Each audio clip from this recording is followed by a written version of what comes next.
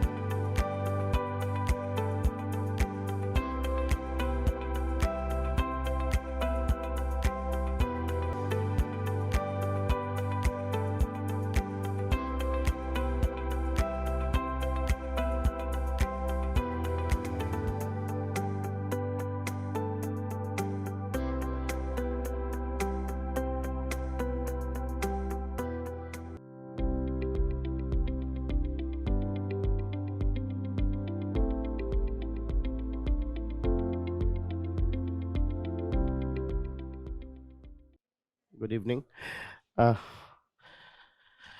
आप सबका स्वागत है। आज हम बात करेंगे टैक्सेशन और कराधान से जुड़ी जो बातें हैं। आप इससे परिचित है, लेकिन एक बार मैं दोबारा आपके ध्यान में लाऊं कि इस क्यूआरएम का उद्देश्य मुख्य रूप से ये है कि चूंकि इम्तिहान नज़दीक है, तो एक जगह पे सारी बातें आपको जो आपने अपनी कक्षाओं में जहाँ भी पढ़ा है, जो भी आपके नोट्स हैं, उनमें एक तारतम्यता बन जाए, एक पूरा जो कहते हैं ना विवरण, एक तरह से रोड मैप आपके दिमाग में हो। शायद आप इसका ज़्यादा बेहतर उपयोग इस तरह से कर पाएंगे या कर सकते हैं कि एक बार आपने अपने नोट्स पढ़े, जैसे आपको पता है कि कौन कौन सी चीज़ें होने वाली हैं, तो आप पहले अपना नोट्स पढ़ लीजिए, इन कक्षाओं को सुनिए, अगर आप ऑनलाइन सुन रहे हैं तो भी, और उसके बाद इससे जुड़े हुए प्रश्न भी कीजिए, क्योंकि उससे अंदाज़ा लगेगा कि आपको कितना समझ में आया और अब वास्तु स्थिति कहाँ पर है, आप कहाँ पे स्टैंड कर रहे हो।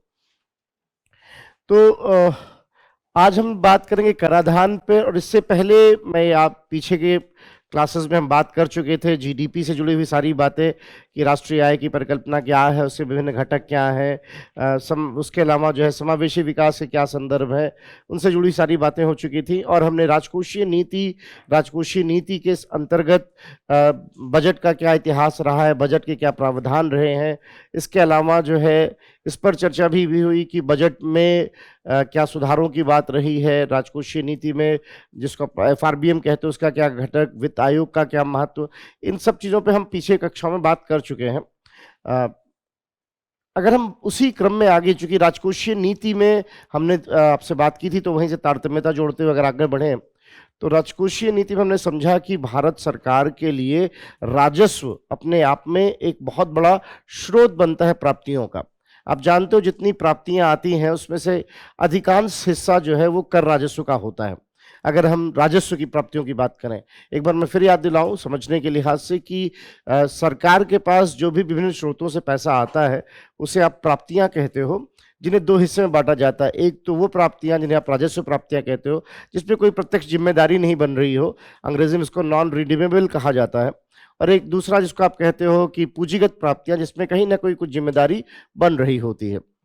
जो राजस्व प्राप्तियां होती हैं उसमें से अधिकांश हिस्सा कर राजस्व का होता है और कुछ हिस्सा गैर कर राजस्व का होता है। अगर हम सामान्य प्रवृत्ति देखें तो अनुपात लगभग 9 बनाम 1 का है, कि जहां 9 अगर 9 रुपए आ रहे हैं कर राजस्व से, तो लगभग 1 रुपए आता है गैर कर राजस्व से। सामान्य रेशियो 9:1, 8:1 इस तरह से दिखाई पड़ता है। ये जो कर प्राप्तियां हैं इसमें भी दो प्रकार के कर होते हैं, एक जिसको बोलते हो प्रत्यक्ष कर प्राप्तियां और एक जिसको कहा जाता है अप्रत्यक्ष कर प्राप्तियां। और उधर पूंजीगत प्राप्तियों में आप जानते हो कि कोई पुराना ऋण लिया गया हो, उसकी रिकवरी हो गई हो, या जो है किसी परिसंपत्ति को बेचने से कुछ मिला हो, या जो वित्तीय घाटा है उसको पूरा करने के लिए ऋण लिया गया हो।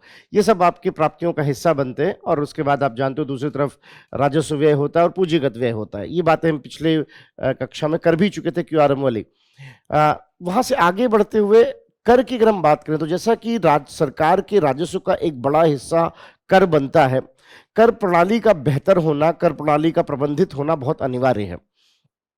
कर की बात अगर मैं शुरू करूं तो बहुत सारे साक्ष्य मिलते हैं। इनफैक्ट कौटिल्य का अर्थशास्त्र भी इस बात को लिखता है, राजस्व मूल्य दंडः, कि जो राजस्व है वो उसका आधार कर बनता है, और कहीं ना कहीं कर से ही व्यवस्था चल रही होती है।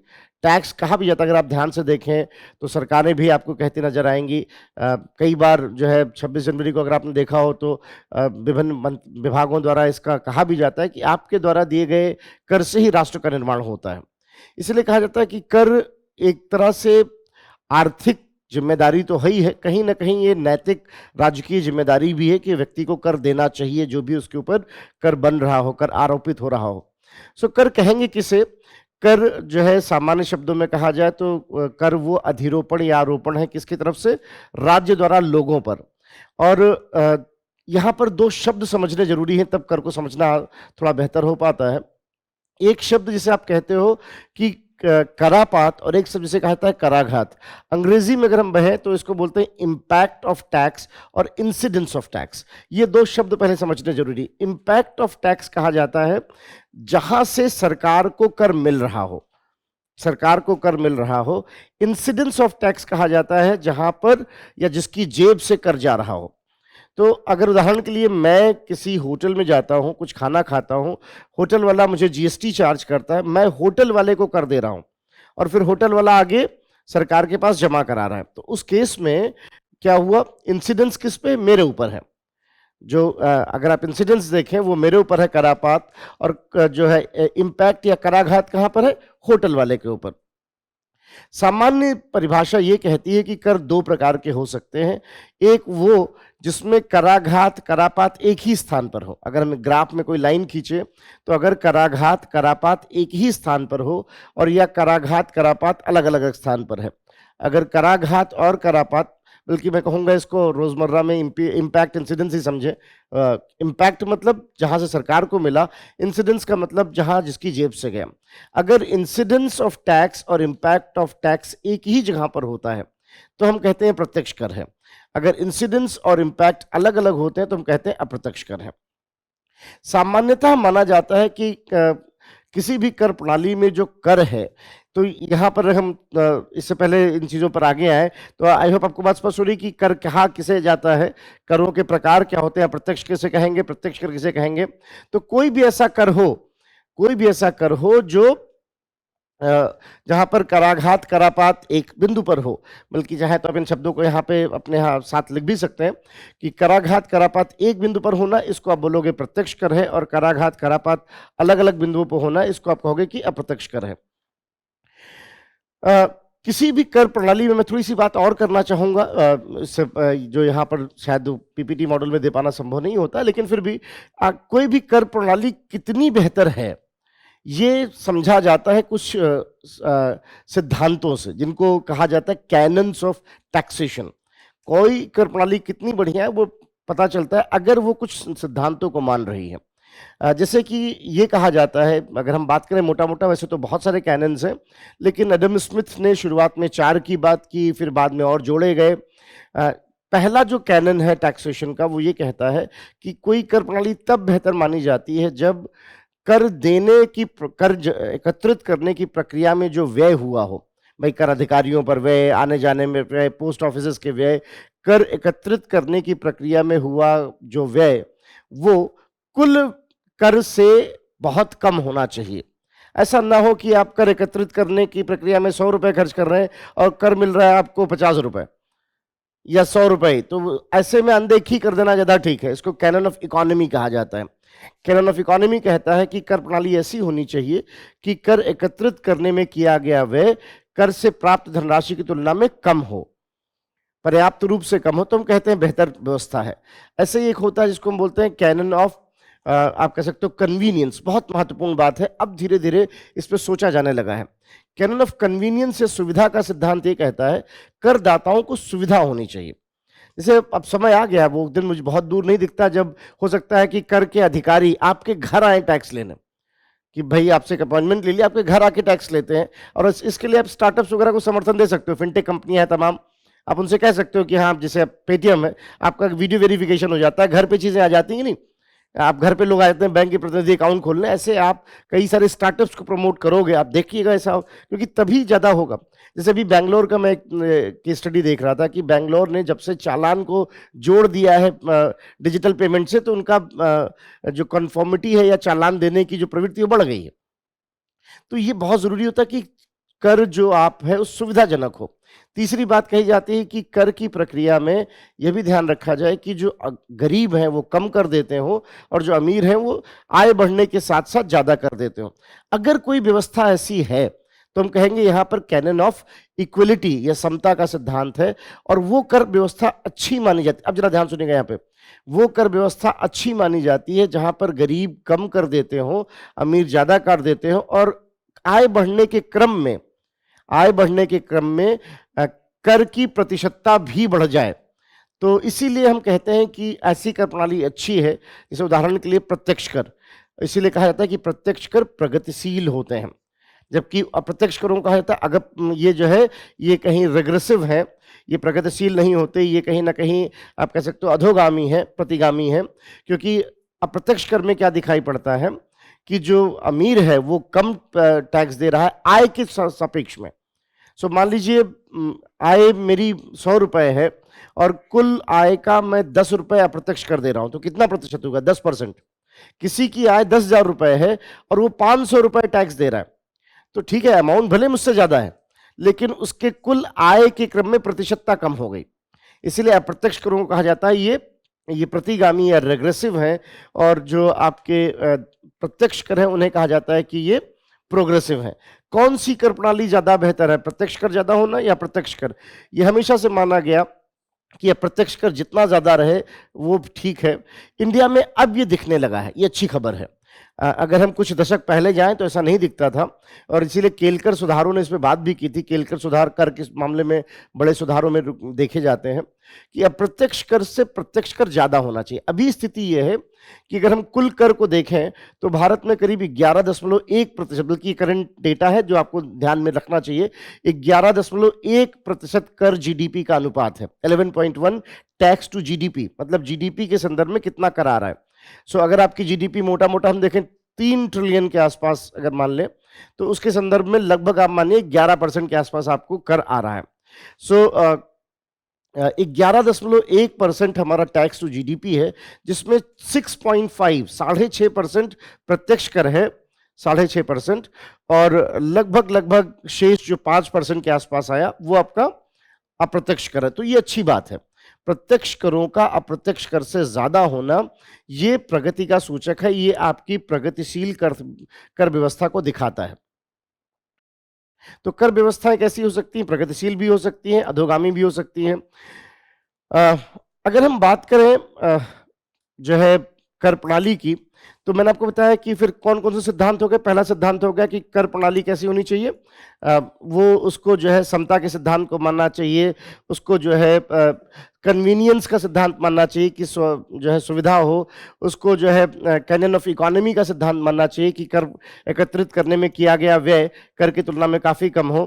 तो इस तरीके से जो है आप कैनन्स को देखते हो। फिर एक कैनन है कि कर के संदर्भ में कर कितना होना चाहिए, किसी भी करदाता को कितना कर देना है, इस सब में अनुमान होना चाहिए, कैनन ऑफ सर्टिनिटी होनी चाहिए। ऐसा ना हो कि आपको कभी भी मन करा कि कर लगा दिया इत्यादि। इसीलिए आप अनुच्छेद 265 याद करिए संविधान का, कि कर जो है कर अधिकारियों द्वारा लगाया सकता है और विधि द्वारा ही लगाया जाएगा।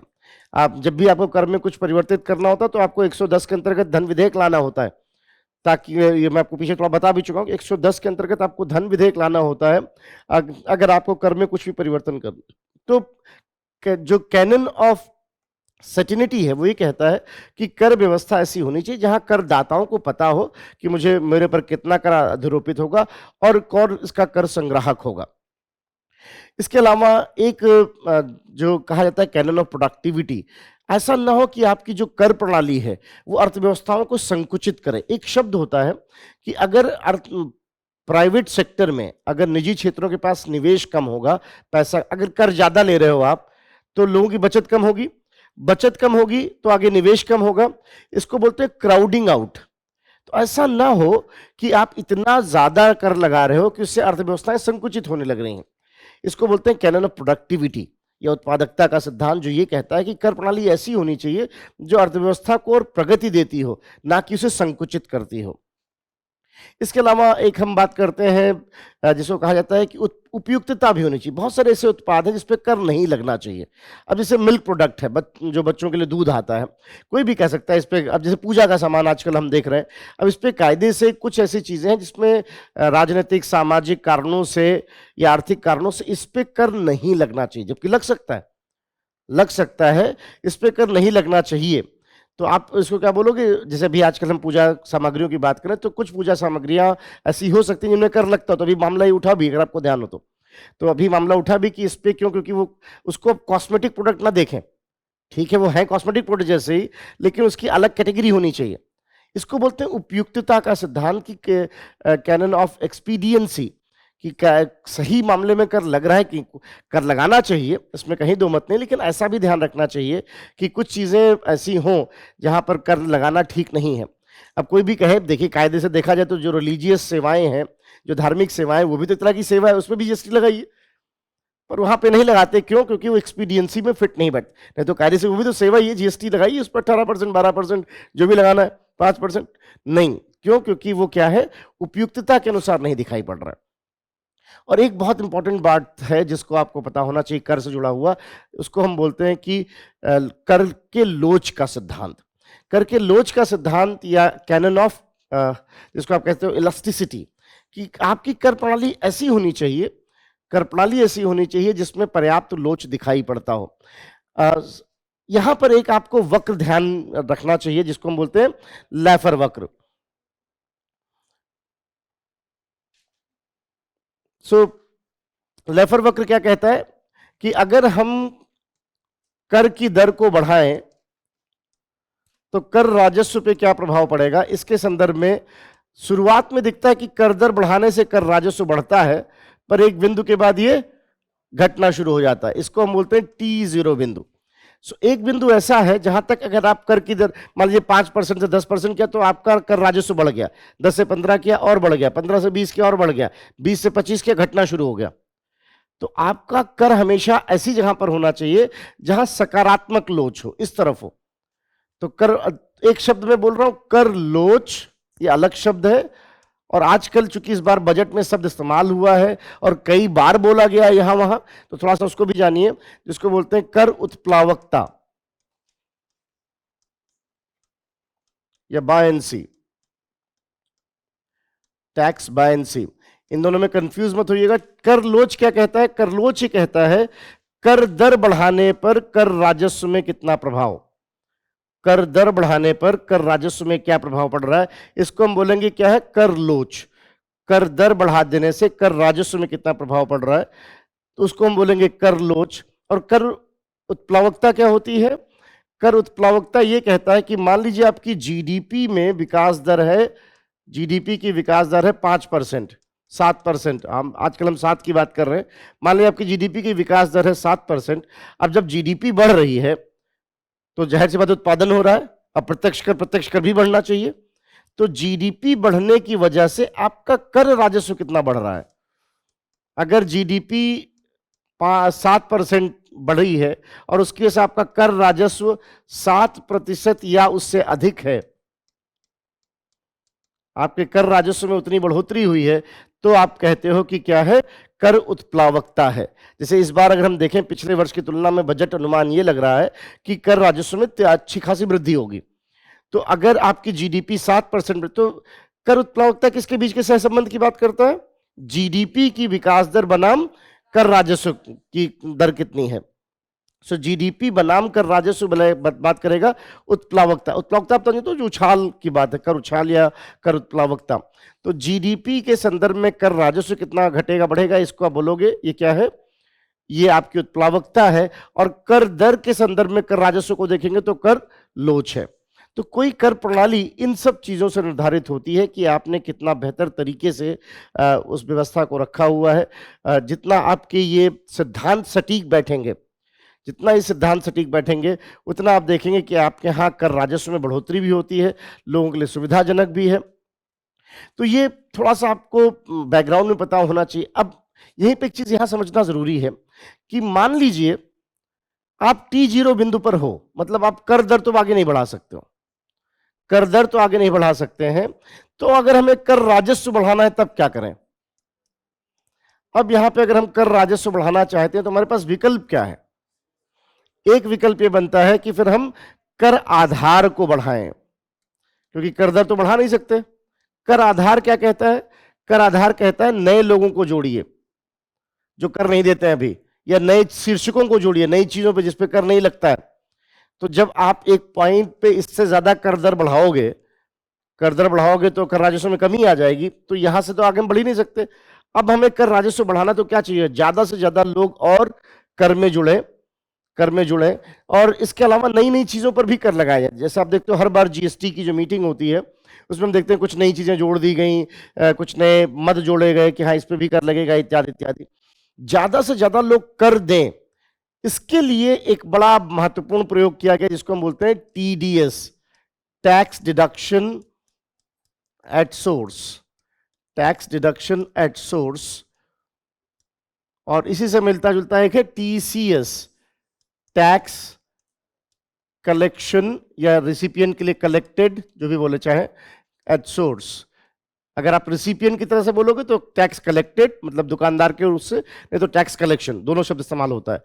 So tax deduction at source, tax collected at source, TDS TCS. एक उदाहरण समझते हैं कि होता क्या है। मान लीजिए अगर मैं यहां पे कहूं कि ये मिस्टर ए है, मिस्टर ए है, इनको किसी ने भुगतान किया है, किसी आर्थिक गतिविधि के सापेक्ष पैसा लेन देन हुआ है, किसी आर्थिक गतिविधि के सापेक्ष, किसी आर्थिक गतिविधि के सापेक्ष इनको भुगतान हुआ है। अब सरकार को कैसे पता चला इनको अलग अलग कहां कितना पैसा मिल रहा है? इसके लिए व्यवस्था क्या की गई? मान लीजिए मिस्टर एक्स ए को पेमेंट कर रहे हैं 100 रुपए, तो ये मिस्टर एक्स की जिम्मेदारी होगी कि इसका कुछ हिस्सा वो इसमें से काटे। मान लेते हैं 10%, तो 10% कितना हो गया? 10 रुपए। तो मिस्टर एक्स जो है ये ए को 90 रुपए का भुगतान कर देंगे और 10 रुपए ये क्या करेगा? एक्स सरकार के पास जमा कराएंगे और उसका एक सर्टिफिकेट आएगा, टीडीएस सर्टिफिकेट, वो ए को दे दिया जाएगा। बात समझ में आई? क्या हो रहा है? तो मान लीजिए मैं ही हूं, मेरे नियोक्ता अगर मुझे 100 रुपए देते हैं तो वो क्या करेंगे? 90 रुपए मुझे देंगे और 10 रुपए का एक टीडीएस सर्टिफिकेट देंगे जो ये बताएगा कि मेरे पैन कार्ड के सापेक्ष मेरे अकाउंट में सरकार के पास इतना पैसा रखा हुआ है। अब वो 10 रुपए रखा हुआ, ऐसे मान लीजिए वाई ने कुछ पैसा दिया, मान लीजिए वाई ने भी 100, तो वो भी 10 रुपए का टीडीएस जमा कराएंगे। जेड ने, ऐसे ए को पूरे साल में मान लेते हैं कि 50 रुपए का टीडीएस कटा है। अब जब साल पूरा हो जाएगा, पूरा साल इसलिए क्योंकि भाई अभी बहुत सारी चीजें होंगी, साल पूरा होने के बाद जितना भी टीडीएस कटा होगा, बात समझ में आ रही है? जितना भी टीडीएस कटा होगा उतना पैसा वो क्लेम करेंगे सरकार से, बताएंगे कि सर मेरी टोटल इनकम इतनी है, मेरा इतना कर बनता है। टैक्स स्लैब्स होता है, अब यहाँ जाहिर से इन कक्षा में उस पर तो बात नहीं कर पाएंगे, जो मेरे रूटीन कक्षा के विद्यार्थियों ने याद आ रहा होगा कि टैक्स स्लैब्स क्या होते हैं, कैसे काउंट करो, बट मोटा मोटा अब यहाँ पर सरकार ये क्लेम करेगी, ये बताएगी कि इस 50 रुपए में से, इस 50 रुपए में से मैं सरकार को बोलूंगा, जैसे मान लीजिए अपनी ही उदाहरण दूं कि मुझे बहुत सारे नियोक्ताओं से मान लीजिए पूरे साल में 5 लाख रुपया मिला। अब 5 लाख रुपए का मान लीजिए 10% 50,000 रुपए टीडीएस कटा हुआ है, टीडीएस कटा हुआ है। साल पूरा होने के बाद मैं सरकार के पास जाऊंगा, मैं कहूंगा कि सर मेरे ऊपर तो कोई टैक्स बनता नहीं है, क्योंकि टैक्स में होता क्या है कि कुछ छूटें मान्य होती हैं। तो मान लीजिए 5 लाख में से 2 लाख रुपए तो वो हो गया, और 3 लाख रुपए बचा जिसको टैक्सेबल अमाउंट कहा जाता है, जिस पे टैक्स लगेगा। अब ये 3 लाख तक तो वैसे ही टैक्स में छूट है, तो मैं कहूंगा सर मेरा तो कोई टैक्स नहीं बन रहा, आप मेरा 50,000 रुपये वापस कर दीजिए। तो सरकार मुझे 50,000 रुपये वापस कर देगी ब्याज के साथ, तभी तो न्याय हुआ। वो पैसा ब्याज के साथ आना चाहिए, तो ब्याज के साथ मुझे 50,000 रुपये वापस कर दिए जाएंगे। ये क्या हो गया आपका टीडीएस। उससे फायदा क्या हुआ? अब यही मान लीजिए मेरी इनकम 50 लाख रुपए हुई, 50 लाख रुपए 5 लाख रुपए टीडीएस कटा हुआ है, तो अब सरकार को ये तो पता चल गया ना कि हाँ इस आदमी की इनकम 50 लाख है, तो या तो मैं उतना टैक्स भरूं या 5 लाख जाने दूं। अगर 5 लाख जाने दिया तब भी सवाल उठता है कि कौन आदमी जो 5 लाख का कर दे के भी चुपचाप बैठा हुआ है, कुछ और गड़बड़ है, इसका मतलब कुछ कहानी और बड़ी है जो बताना नहीं चाह रहा। तो इस तरीके से हमारे पास ज्यादा से ज्यादा लोग अब जुड़ने लगे, बहुत सी व्यवस्था थी। ऐसे ही हम कोई बहुत बड़ी खरीदारी करता है तो उस पर भी करते हैं। जैसे मान लीजिए कोई चला गया गाड़ी खरीद रहा है 10 लाख रुपए की, 10 लाख रुपए से ऊपर की गाड़ियों पे टीसीएस लगता है। तो मान लीजिए आपने 12 लाख की गाड़ी खरीदी है, 15 लाख की गाड़ी खरीदी है, तो अब आप सरकार को कैसे पता कि आपकी इनकम कितनी है? खर्च तो कर रहे हो आप। तो वहां पर हम दुकानदार से कहेंगे कि जब कोई 10 लाख से ज्यादा की गाड़ी खरीदे तो आप उससे 10 लाख प्लस 10% मतलब 11 लाख रुपए लीजिए, 1 लाख रुपए उसके नाम पर आप हमारे पास जमा कराइए और उनको सर्टिफिकेट दीजिए, साल के आखिर में उसको क्लेम करेंगे। टीसीएस सोने में, गाड़ी में। अच्छा, अभी एक नई चीज है जो मुझे लगता है थोड़ा सा पीटी के लिहाज से मैं उसको महत्वपूर्ण मानूंगा इस वर्ष के लिए, उसको संज्ञानित करिएगा। एक स्कीम होती है, लाइक वो आगे थोड़ा सा एक्सटर्नल सेक्टर में और बात करेंगे, जिसको बोलते हैं liberalise remittances scheme, LRS scheme. मोटा मोटा क्या है, सरल शब्दों में एलआरएस स्कीम होती क्या है?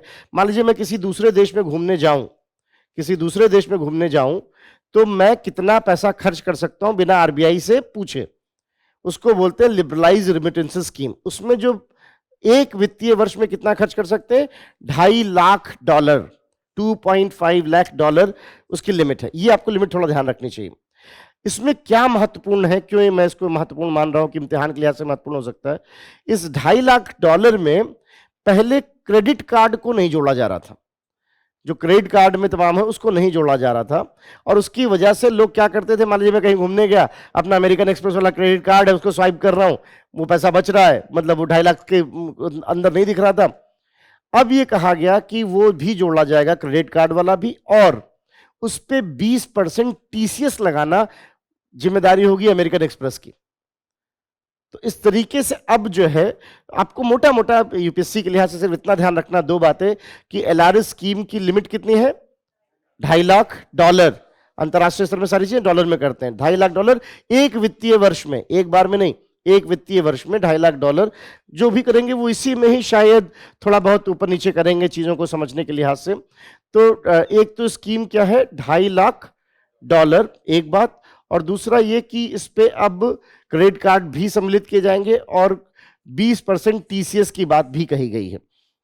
तो टीडीएस है, टीसीएस है, इससे क्या हो रहा है, कर आधार बढ़ रहा है, कर आधार बढ़ रहा है, और ये एक अच्छा विकल्प है, एक अच्छा तरीका है, एक अच्छा तरीका है कि हम दोनों चीजों को संज्ञानित कर सकें। तो टीडीएस टीसीएस का ये आशय हुआ, जिससे हम क्या कर रहे हैं, कर दर को एक पॉइंट पर ले गए। तो आपको अगर कर राजस्व बढ़ाना है तो क्या करना चाहिए, एक तरफ क्या करना चाहिए कि कर दर को ले जाइए T0 बिंदु तक, और उसके बाद कर आधार बढ़ाइए ज्यादा से ज्यादा। भारत जैसे देश में जहां असंगठित क्षेत्र ज्यादा है, टीडीएस जैसे प्रयोग बहुत सफल प्रयोग कहे जा सकते हैं, क्योंकि हर एक की जिम्मे के बारे में जानकारी ले पाना कि कौन कितना कमा रहा है, कितना पेमेंट पा रहा है, ये इस माध्यम से बहुत आसान हो जाता है। तो ये एक तो बात रही कि हाँ कर प्रणाली क्या है। आई होप बात स्पष्ट होगी। तो आपको ये समझ में आ रहा है कि कर प्रणाली क्या है, क्या चीज एक कर प्रणाली को बेहतर बनाती है, जिसको हम कैनेंस बोलते हैं। आपको समझ में आ गया कि कर दर क्या होती है, कर उत्प्लावकता क्या होती है, क्यों लैफर वक्र का क्या महत्व है, लैफर वक्र समझ में आ गया, लैफर वक्र का क्या महत्व है, टीडीएस क्या है, टीसीएस क्या है। अब यहां से आगे बढ़ते हुए अगर हम देखें तो मैंने आपको बताया कि कोई कर प्रणाली प्रगतिशील कही जाती है अगर आय बढ़ने के साथ साथ कर बढ़ता हो। अधोगामी या रिग्रेसिव कही जाएगी अगर आय बढ़ने के साथ साथ कर की प्रतिशतता कम होती हो। अगर सभी आय वर्ग के लिए एक जैसा हो, सभी आय वर्ग के लिए एक जैसा, तो अगर मैं इसको ग्राफ के रूप में दिखाऊं, मान लीजिए मैं इसको ग्राफ के रूप में दिखाऊं, तो ये किसी की आय है और कर आय के प्रतिशतता के रूप में,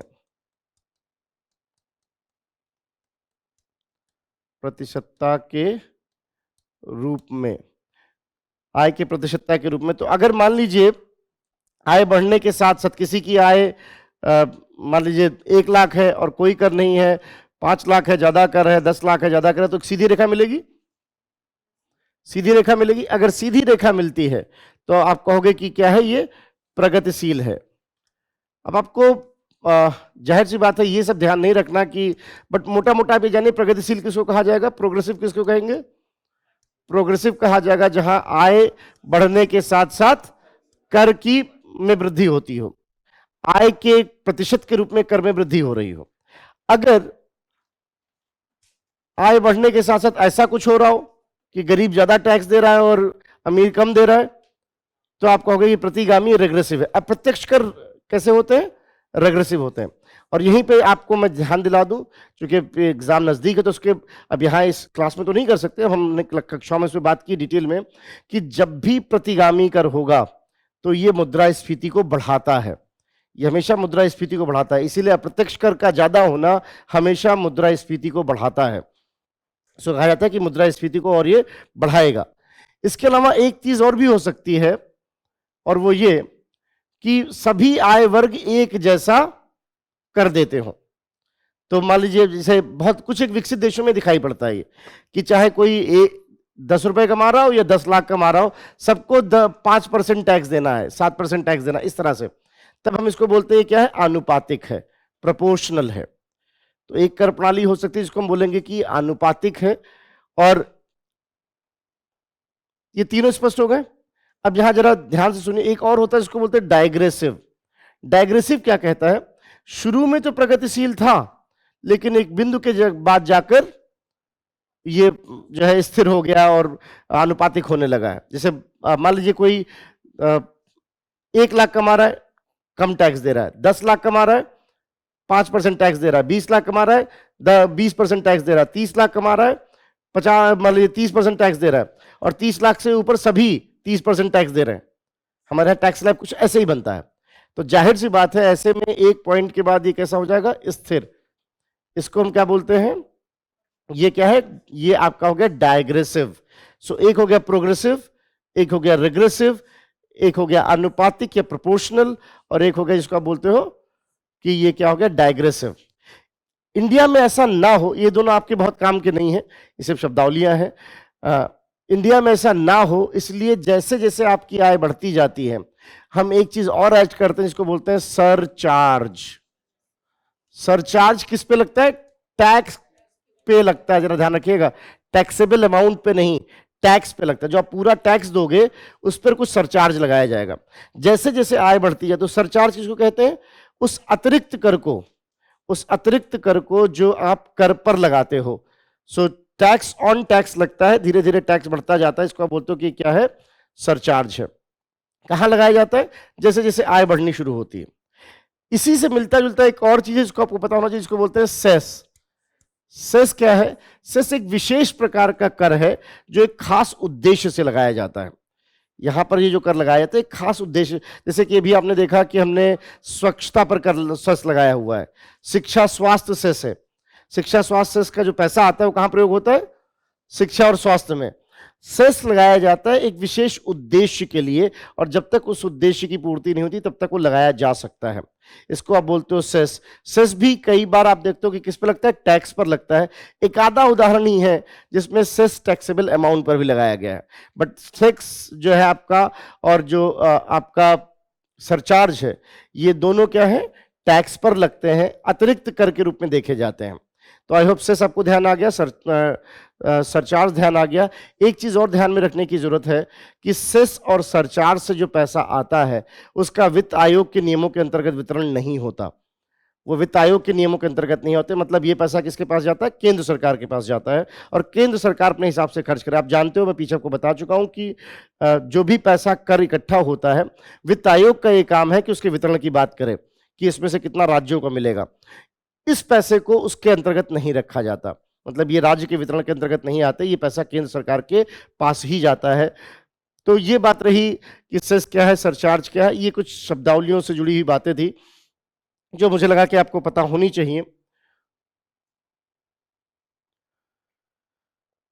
तो अगर हम बात करें तो यहाँ वही सब बातों का जिक्र है कि प्रत्यक्ष कर क्या है, कैसे हो सकते हैं, कौन कौन से कर है, इस पे भी आएंगे।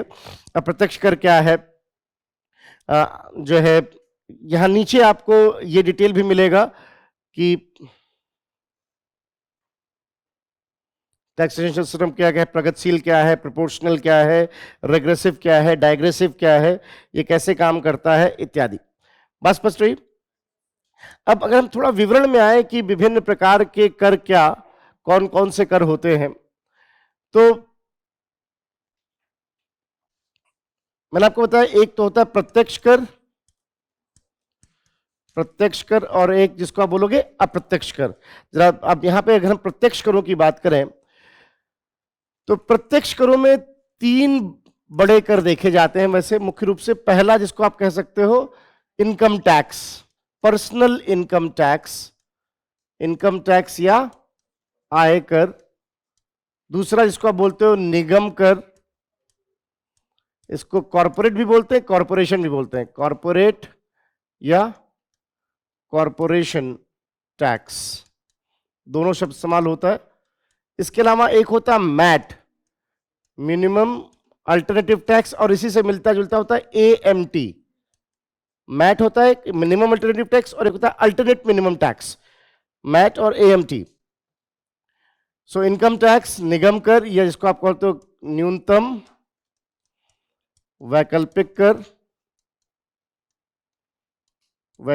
कर, और एक होता है जिसको आप कह सकते हो कि जो है, इसके अलावा अगर हम देखें तो बाकी जितने भी आपको इस तरह के जो टैक्स दिखाई पड़ते हैं वो कहीं ना कहीं यही सब्ज्यूम दिखाई पड़ते हैं। तो निगम कर में ही आप उसको जोड़ के देख सकते हो, जिसको हम बोलते हैं इक्विलाइजेशन लेवी या समकारी लेवी,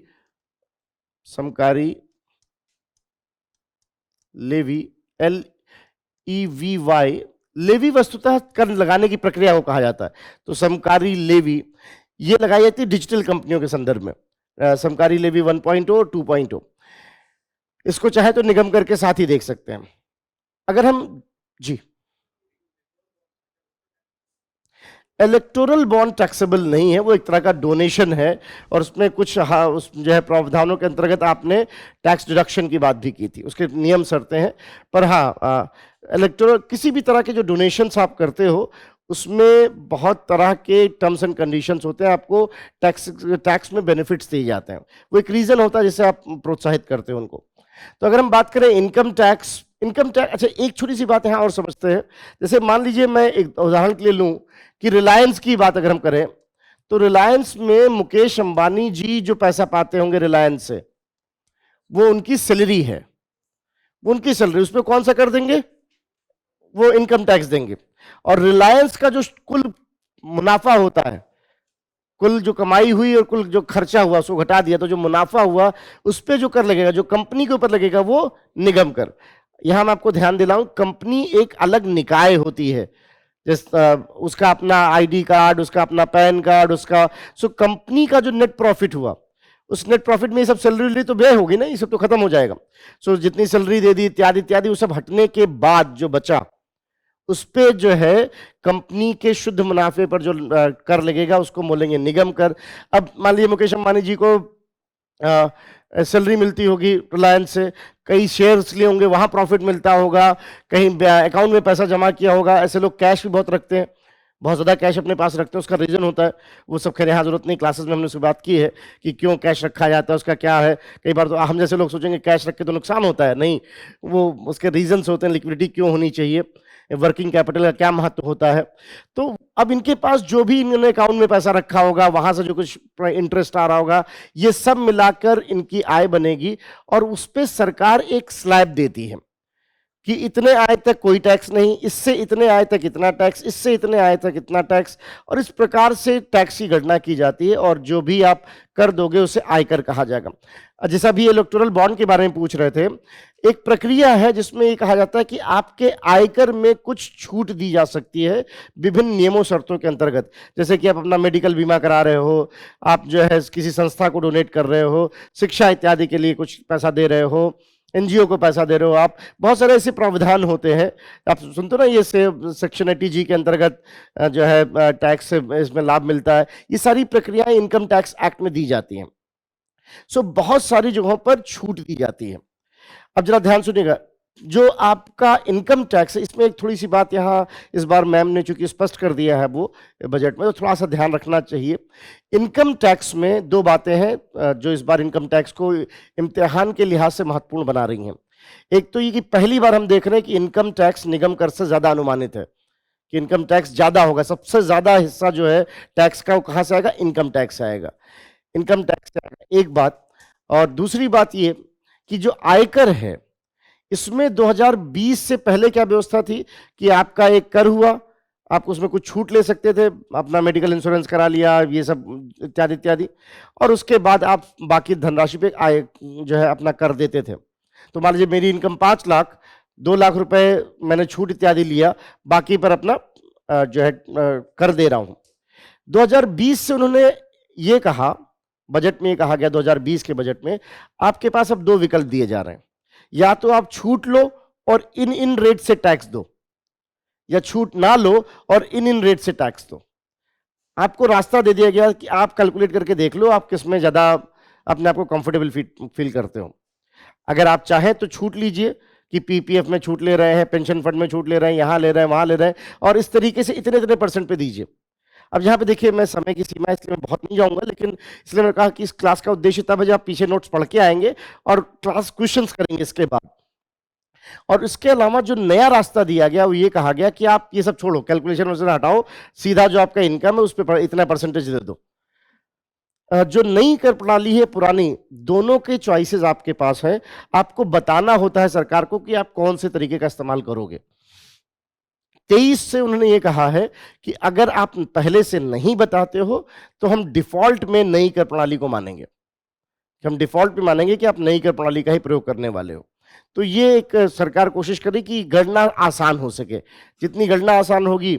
अच्छा, कुछ लोग इसकी एक आलोचना इस आधार पे की जा सकती है कि पहले कम से कम इसी बहाने की कर में छूट मिल रही, लोग बचत कर लेते थे, पेंशन में पैसा जमा कर लिया, भविष्य निधि में जमा कर लिया है पैसा तमाम मेडिकल बीमा करा लिया है। तो कहीं ऐसा नहीं तो नहीं है कि इस सब की वजह से लोग वो बचत, आप देख रहे हैं अभी पीछे जो हाउस होल्ड सर्वे है, बचत कम हुई है, और ये कहीं ना कहीं उस जो चिंता थी उसकी तरफ दिखा भी रहा है। बचत का होना जरूरी होता है, जिसको बोलते हैं ना saving for the rainy days. तो रेनी डेज के लिए सेविंग होना बहुत जरूरी है, और कहीं ना कहीं ऐसा ना हो कि कम से कम इसी बहाने टैक्स में छूट लेने के बहाने लोग जो तमाम बचत कर लेते थे वो एक जो विधा थी वो खत्म ना हो जाए। तो देखना होगा, लेकिन हाँ, सरकार ने आयकर में आपको दो विकल्प दिए हुए हैं कि आप आयकर में, एक तो तरीका ये है कि आप विभिन्न छूटों को लीजिए और इन प्रतिशत से ब्याज दीजिए, जो जो टैक्स दीजिए सरकार को, और दूसरा ये कि आप छूट ना लीजिए और इन प्रतिशत से टैक्स दीजिए। जाहिर सी बात है दूसरे कैटेगरी में प्रतिशतता थोड़ी कम है। तो इस तरीके से इनकम टैक्स के बारे में है कि इनकम टैक्स क्या है। इनकम टैक्स की शुरुआत इंडिया में मानी जाती है 1860 से ही। जेम्स विल्सन ने सबसे पहले इसकी बात की थी, जो मैंने आपको पिछली क्लास में बताया भी था कि जेम्स विल्सन वो व्यक्ति हैं जिन्होंने भारत का पहला बजट भी दिया था। और पहली बार हम देख रहे हैं कि इनकम टैक्स का अनुमान यह है कि इनकम टैक्स में ठीक ठाक बढ़ोतरी होगी। तो ये एक इनकम टैक्स के बारे में बात रही। बस बच रहे, आगे बढ़े अगर हम, तो दूसरा है निगम कर या कॉरपोरेशन टैक्स। ये कंपनियों के शुद्ध मुनाफे पर लगा, शुद्ध मुनाफा मैट लगता है बुक प्रॉफिट पे। सो कंपनियों के शुद्ध मुनाफे पे लगाया जाता है। तमाम जो व्यय इत्यादि करने के बाद जो कंपनियां पैसा शेष बचता है उस पर आप ये लगाते हो, तो ये कंपनियों के शुद्ध मुनाफे पर लगाया जाता है। कॉरपोरेट टैक्स बहुत बड़ा सरदर्द का विषय है किसी भी देश के लिए। उसका कारण यह है क्योंकि चूंकि कॉरपोरेट टैक्स में क्या होता है कि कई सारे देशों में आजकल बहुराष्ट्रीय कंपनियों का दौर है। तो लोग ऐसे जगहों पे, जैसे मान लीजिए एक बहुत कॉमन चीज है कि हमने एक कंपनी इंडिया में बनाई, एक कंपनी मॉरिशस में बनाई, एक कंपनी कैमन में बना ली, केमन, और आजकल देख रहे हो आप इसमें यूरो डॉलर वगैरह केमन में खूब चलता है। तो हमने एक कंपनी केमन में बना ली, पनामा आइलैंड में। पनामा आइलैंड है कितना बड़ा, लेकिन हर कंपनी का वहां पे एक ऑफिस है। अब मैं क्या करता हूं, चूंकि यहां पर उसको प्रॉफिट दिखाऊंगा तो ज्यादा टैक्स देना पड़ेगा, वहां टैक्स कम है, तो मैं यहां के बजाय प्रॉफिट वहां दिखाता हूं, प्रॉफिट वहां दिखाता हूं। और इस वजह से क्या हो रहा है, इंडिया का कर आधार हट रहा है कि नहीं। तो कैसे हो रहा है, प्रॉफिट को कहीं और दिखा के, प्रॉफिट को शिफ्ट करके इंडिया का कर आधार हट रहा है। इसको हम बोलते हैं base erosion and profit shifting.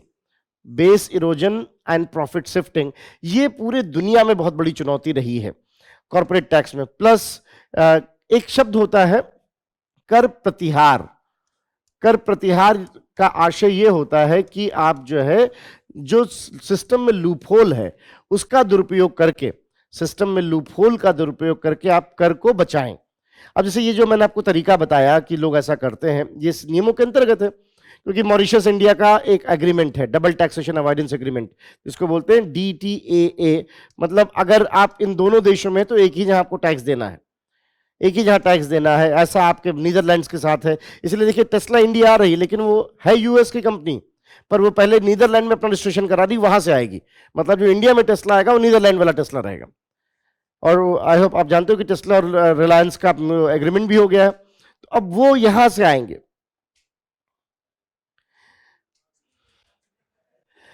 Alright, सो जो है, जब हम बात करते हैं कि क्या है ये बेस इरोजन प्रॉफिट शिफ्टिंग, एक बहुत बड़ा इशू रहा है।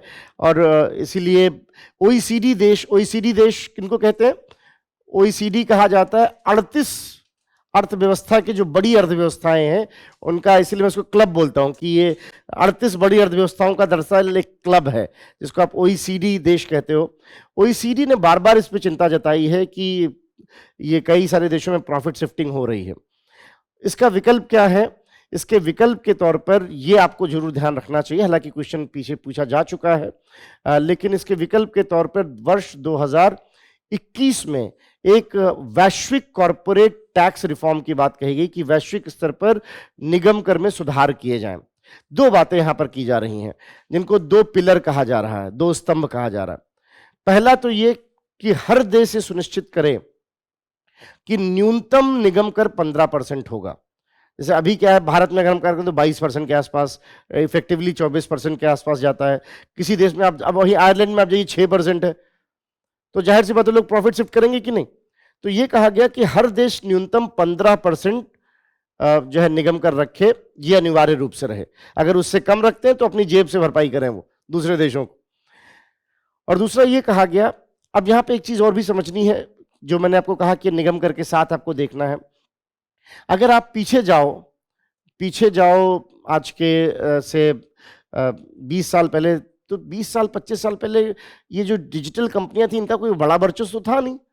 भाई गूगल है या जो है ये सब बाद में आए हैं, जो जिसको आप बोलते हो फेसबुक और ये गूगल है, माइक्रोसॉफ्ट, इन लोग ये बहुत बड़े अमाउंट में तो थे नहीं।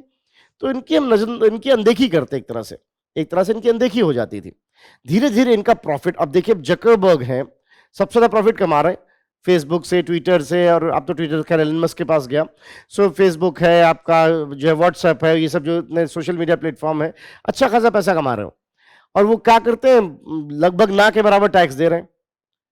ये बात जब 2014-15 में समझ में आने लगी कि भाई ये तो बहुत बड़ी बड़ी कंपनियां हो गई, they are big elephants now. जो पहले जानवर, छोटे छोटे जानवर दिख रहे थे, वो तो बड़े बड़े एलिफेंट्स बन गए, और ये कोई टैक्स देते नहीं है। तो इनके लिए एक टैक्स लाया गया जिसको नाम दिया गया समकारी लेवी। ये किसके लिए, डिजिटल कंपनियों के लिए। इसमें यह था कि वो जो भी विज्ञापन से पैसा पाएंगे उस पर टैक्स देंगे, और 2020 में हमने इसमें कुछ और प्रावधान जोड़ा। अब क्या है, ये जो वैश्विक निगम कर सुधार है वो ये कह रहा है कि एक तो हर देश 15% कर लगाए, और दूसरी बात ये कही जा रही है कि हर देश से सुनिश्चित करे कि जहां भी कोई कंपनी काम करती है, चाहे वो डिजिटल हो चाहे और कोई बहुराष्ट्रीय कंपनी हो, वहीं पर निगम कर इकट्ठा किया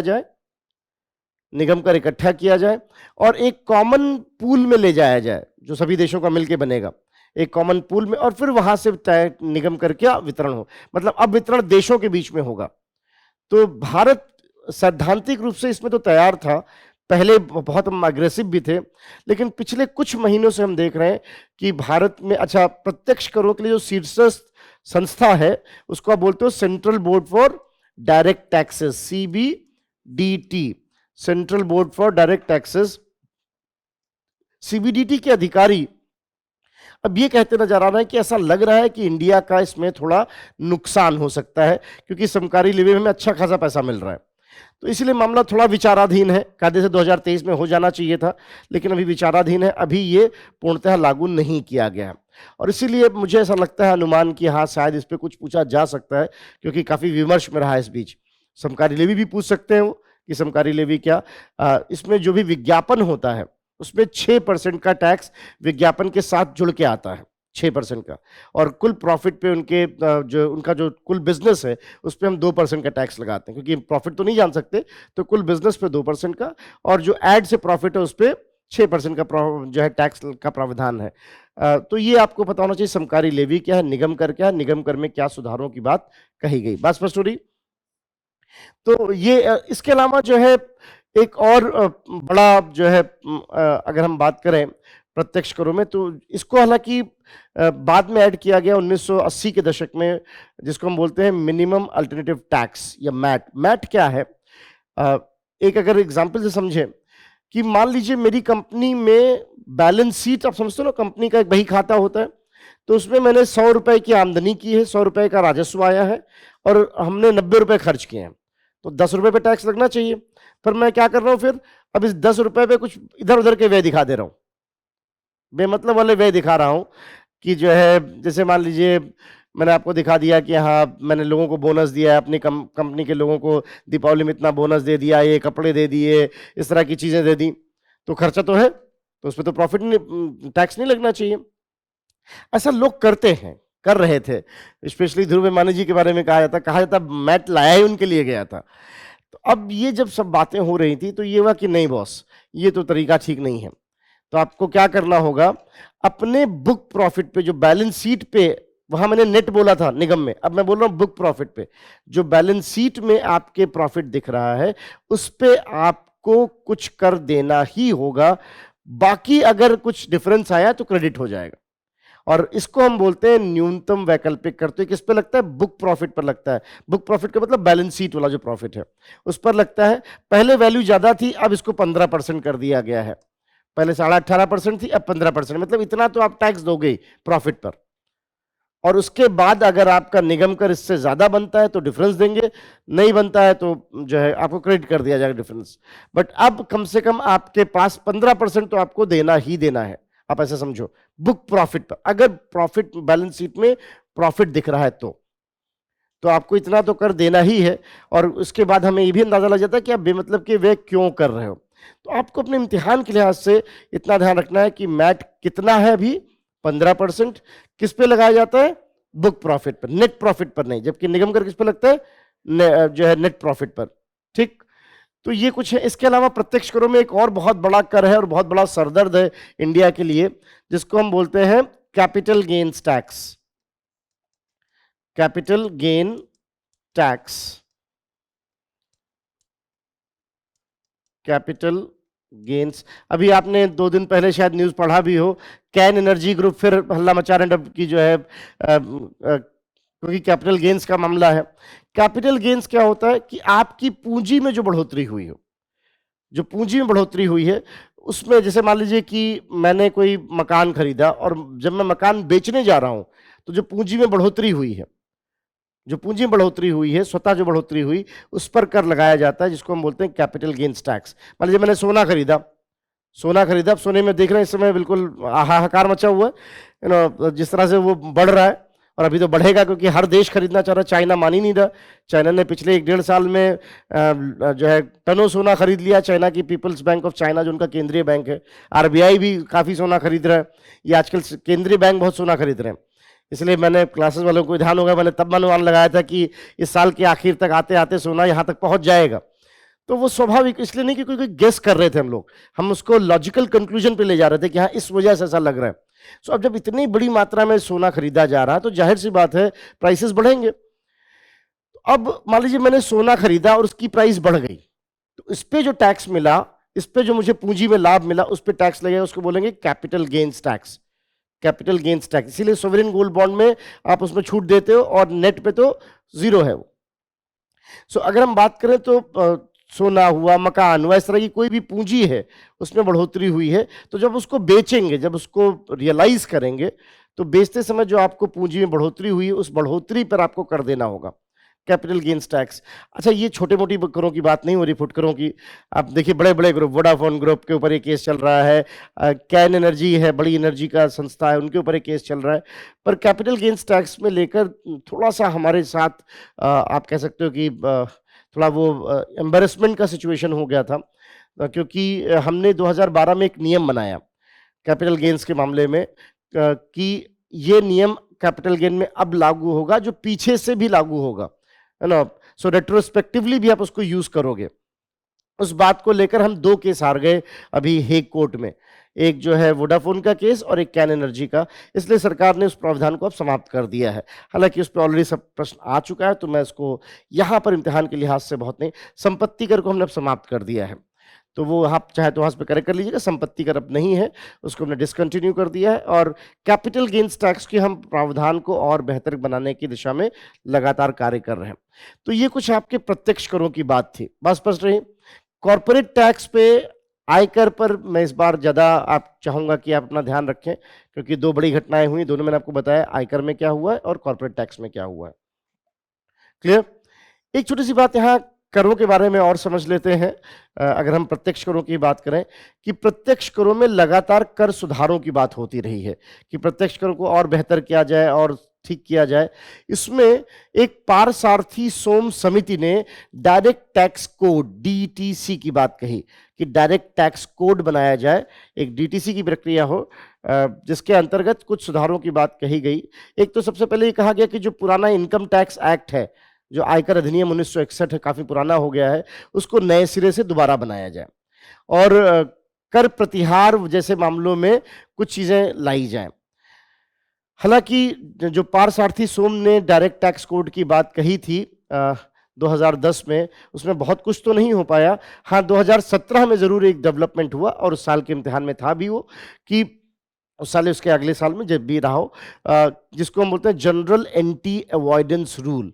अब ये कहा जा रहा है कहीं भी निगम कर में लगे कि बदमाशी हो रही है, मैट लगा दो। एंटी अवॉइडेंस है कि कहीं भी लग रहा है कुछ बदमाशी करना, पहले मैट लगाओ, बाकी बाद में देखा जाए, मैट तो लो पहले। तो जनरल एंटी, इसीलिए कुछ लोगों ने कहा टैक्स आतंक का दौर आ गया है, क्योंकि हमने कहा अगर हमें जरा भी लग रहा है कि आपने राउंड ट्रिपिंग की, राउंड ट्रिपिंग का मतलब आप अपना पैसा ले गए यहां से वहां और फिर वही पैसा घुमा के एफडीआई के रूप में अपने यहां ला रहे हो। अब देखिए मॉरिशस से इतना एफडीआई कैसे आ सकता है, कितना ही बड़ा मुल्क है, जाहिर सी बात आप ही का पैसा है, आप अपना पैसा वहां दिखाते हो प्रॉफिट, और फिर उसी पैसे को घुमा के यहां ले आते हो, घुमा के यहां ले आते हो, तो इसको राउंड ट्रिपिंग कहा जाता है, अपने पैसे को घुमा रहे हो, जिसको बोलते हैं ना हिंदी में इसकी टोपी उसके सर। सो आप पैसा इधर उधर घुमा रहे हो, बस आप ही का पैसा है, और उसको आप वहां से ले जाते हो मॉरिशस में, मॉरिशस से यहां लाते हो, एफडीआई के भी लाभ ले रहे हो, इत्यादि इत्यादि। तो ये कहा गया ऐसे किसी मामले में जनरल एंटी अवॉइडेंस रूल लागू हो, बट उसी समय ये भी कहा गया 2017 में कि डायरेक्ट टैक्स कोड के बारे में दोबारा सोचा जाए। यहां पर एक अखिलेश रंजन टास्क फोर्स बनाया गया। अखिलेश रंजन टास्क फोर्स ने कुछ बातें कही, जिसमें से एक तो ये कहा गया कि हमें फेसलेस अपील सिस्टम लाना चाहिए। फेसलेस अपील सिस्टम ये कहता है, जैसे अभी कोई कर का मामला होता है तो अधिकारी को पता है किसकी फाइल है, कहाँ की फाइल है। ये कहा गया कि फाइल को एक कोडीकृत कर दिया जाए, हर फाइल को एक नंबर दिया जाए जिसको बोलते हैं डॉक्यूमेंट आइडेंटिफिकेशन नंबर, डिन नंबर। अब वो फाइल कहीं भी जा सकती है, दिल्ली की फाइल है, हो सकता है चली जाए बेंगलोर, हो सकता है चली जाए गुवाहाटी, बेंगलोर की फाइल दिल्ली आ जाए। तो अब अधिकारियों को जो भी निर्णय लेना होगा वो डेटा पर लेना होगा, व्यक्तिगत नहीं होगा। इसको बोलते हैं फेसलेस, मतलब बिना चेहरे के, faceless appeal system. Honouring the honest, ईमानदार को सम्मान, faceless appeal system, honouring the honest, ये स्कीम आप देख रहे हो कि वहां पर प्रभावी है, जिसके अंतर्गत हम ये सारी चीजें लाए। तो फेसलेस अपील सिस्टम एक अच्छा प्रयास है जो अखिलेश रंजन टास्क फोर्स में दिखा। अखिलेश रंजन भी सीबीडीटी के अधिकारी थे, आईएएस अधिकारी रहे हैं। इसके अलावा जो है अगर हम बात करें, एक और बात कही गई थी जो बहुत महत्वपूर्ण थी, और वो ये कि जो छोटे मोटे विवाद हैं, इसको खत्म किया जाए। बेमतलब पता चल रहा है कोर्ट में कितने रुपए का टैक्स का मामला, 10,000 रुपए का, 10,000 रुपए का टैक्स अमाउंट नहीं है, कार्यवाही हो रही सालों से।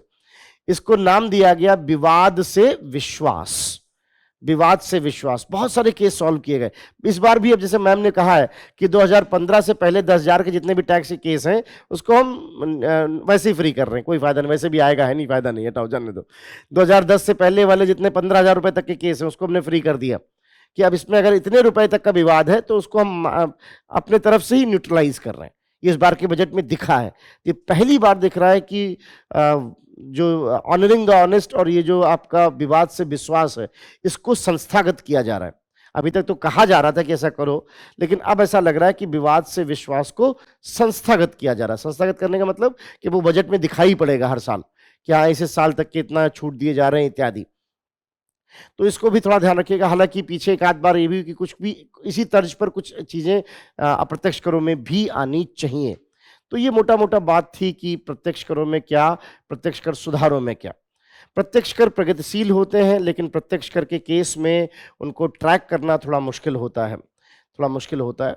दूसरी तरफ अगर हम बात करें अप्रत्यक्ष करों की, तो ये बात थी प्रत्यक्ष करों के लिए, बात स्पष्ट हो गई। चलिए, तो कुछ पूछना हो अगर किसी को।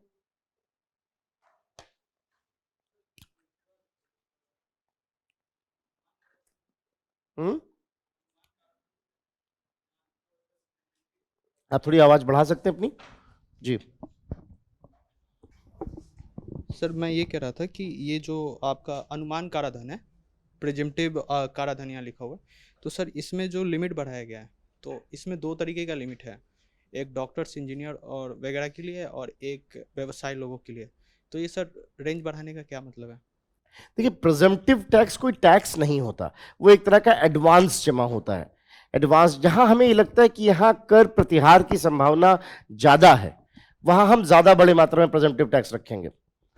तो जैसे टीडीएस ही है, अगर हमें यहाँ लगता है कि यहाँ कर प्रतिहार की संभावना ज्यादा है वहां पे हम जो है एडवांस टैक्स ज्यादा रख लेंगे।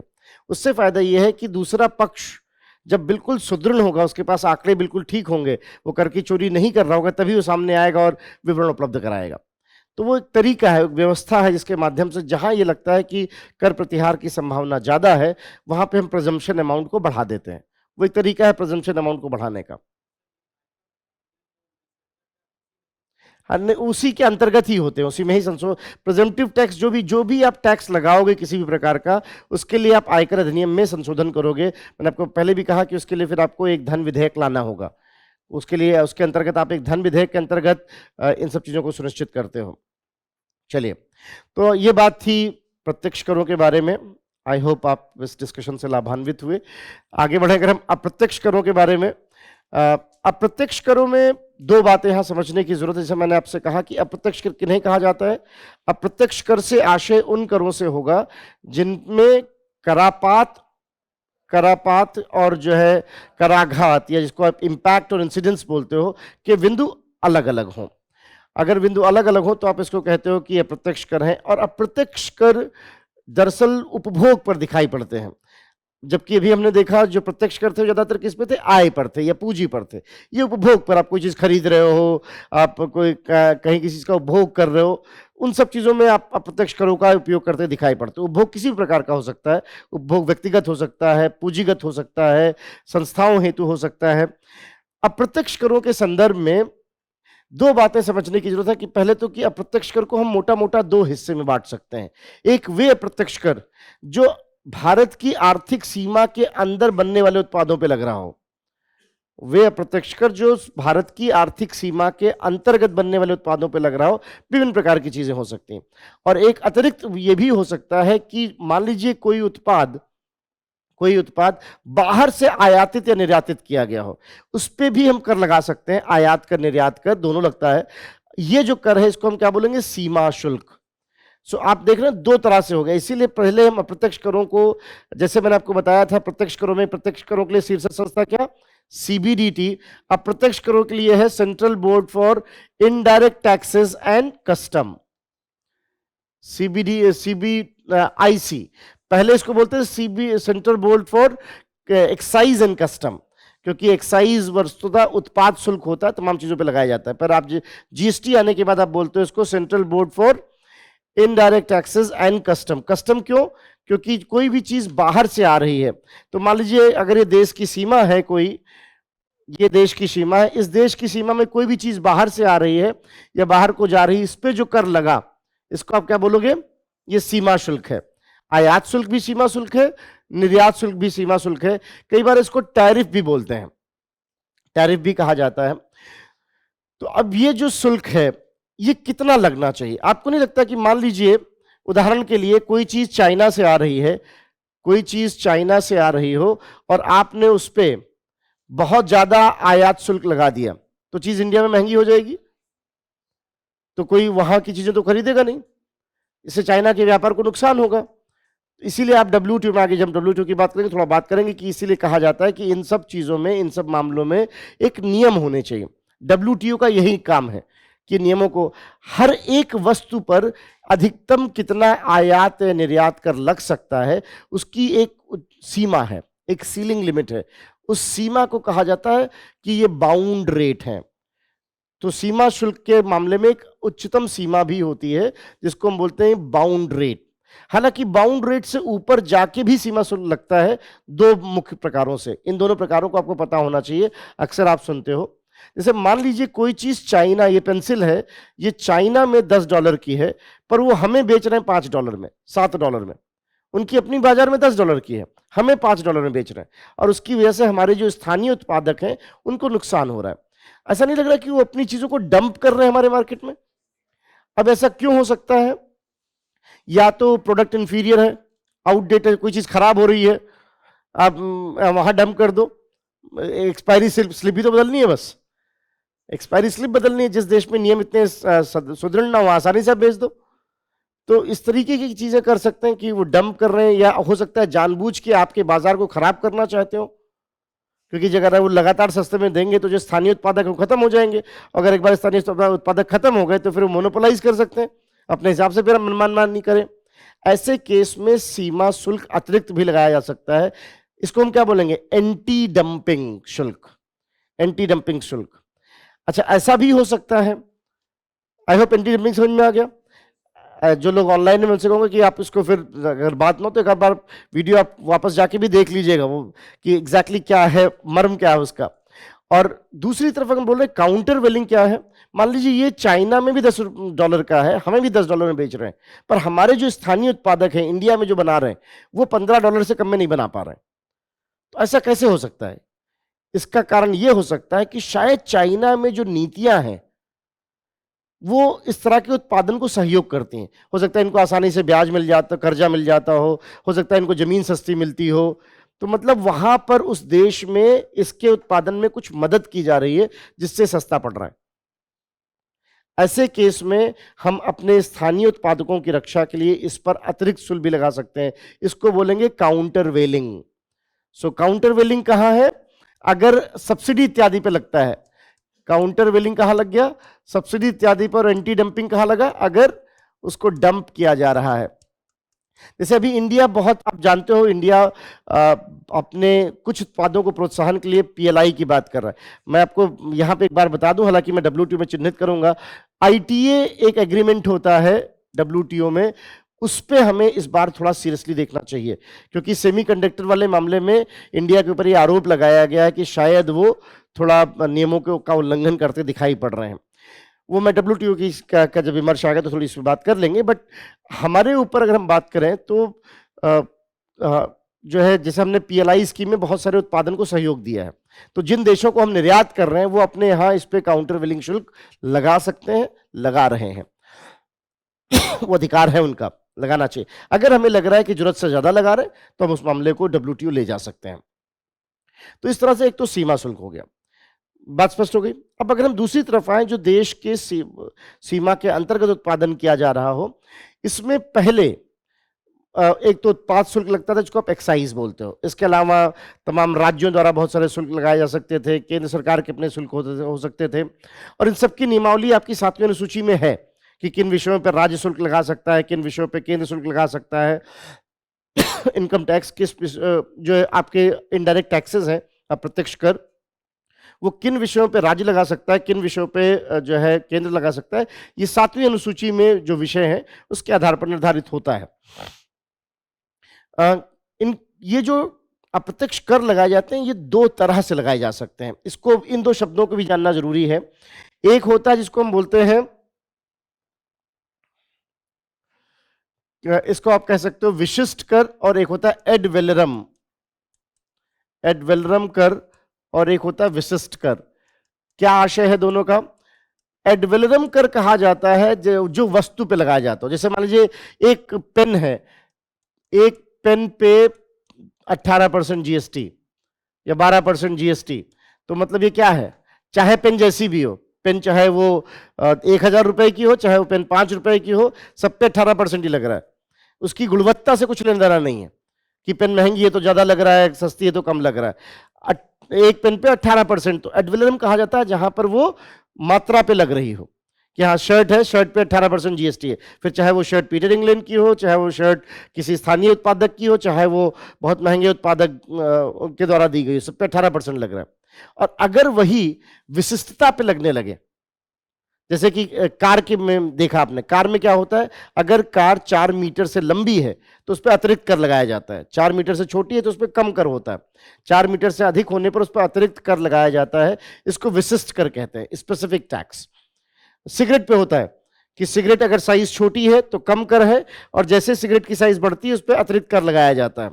बहुत सारे प्रोडक्ट्स, अल्कोहल प्रोडक्ट पे होता है कि अगर उसकी प्रोसेसिंग इस तरीके से हुई है तो उस पर अतिरिक्त कर लगाया जाएगा।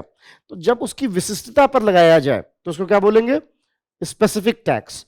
जनरली स्पेसिफिक टैक्स मात्रा में लगाया जाता है कि इतना 1000 रुपए, इतने रुपए, इत्यादि इत्यादि। लेकिन ऐसा कोई हार्ड एंड फास्ट रूल नहीं है कि मात्रा पे ही लगाया सकता है। पर एड वेलरम समझ में आ गया, एड वेलरम किसको कहेंगे, जहां पर उसकी गुणवत्ता से कुछ लेना देना ना हो, सिर्फ मात्रा पे लगाया जा रहा हो। और स्पेसिफिक किसको कहेंगे, जहां पर वो गुणवत्ता आधारित हो, जो भी उसकी गुणवत्ता हो उसके आधार पर लगाया जा रहा हो। तो ये 2 तरीके होते हैं जिसके आधार से अप्रत्यक्ष कर लगाया जा सकता है। भारत में अगर हम अप्रत्यक्ष करों की शुरुआत देखें तो 1957 के आसपास माना जाता है प्रत्यक्ष कर तेजी से बढ़ने शुरू हुए। सरकार को चाहिए था अपने राजस्व को और बढ़ाना था, इसलिए अप्रत्यक्ष कर बढ़ाना शुरू किया। 1971 में अप्रत्यक्ष करों पर एक समिति बनी जिसने ये बताया कि अप्रत्यक्ष करों में एक समस्या है, कई बार टैक्स पर टैक्स लग रहा है। अब मैं यहाँ पर उसके बहुत ज़्यादा उसके विवरण में नहीं जाऊंगा कि टैक्स पर टैक्स कैसे लगता है, लेकिन एक मोटा मोटा रफली तौर पर अगर मैं कहूँ तो मान लीजिए कोई चीज़ जो है बनी है 10 रुपए की, इस पे मैंने 2 रुपए टैक्स दिया, 12 रुपए, और फिर मैं आगे किसी को इसी में 12 रुपए टैक्स देने के बाद कुछ चीज़ें जोड़ के 15 रुपए में बेच रहा हूँ और उस पर टैक्स लग रहा है। तो मोटा मोटा अगर आप देखें तो उस 2 रुपए पर भी तो टैक्स लग गया, उस 2 रुपए पे भी टैक्स लग गया। इसको कहा जाता है टैक्स ऑन टैक्स। इसको इस अप्रत्यक्ष करों के लिए एक चुनौती माना गया जिससे चीजें महंगी हो जाती हों। ये मैं फिर कहूंगा कि यहाँ पर चूंकि हमारे पास हमारा उद्देश्य दूसरा है आज, नहीं तो जो क्लासेस में तो हमने उसको डिटेल में समझा है कि कैसे काम करता है ये। अभी टैक्स ऑन टैक्स ठीक कैसे किया जाए, इसका क्या विकल्प हो, इसके लिए हम एक नई चीज लेके आए जिसको नाम दिया गया वैल्यू एडेड टैक्स। ये कहा गया कि हर लेवल पे जो मूल्य में वर्धन हो सिर्फ उतने पे ही कर लगाया जाए, ताकि ये कर पर कर की, इसीलिए वैट का विकल्प लाया गया, वैल्यू एडेड टैक्स की बात कही गई। अगर ये केंद्र सरकार द्वारा लगाया तो सिनवैट, राज्यों द्वारा लगाया जाए तो स्टेट वैट। और यहां पर एक व्यवस्था लाई गई जिसको बोलते हैं इनपुट क्रेडिट सिस्टम।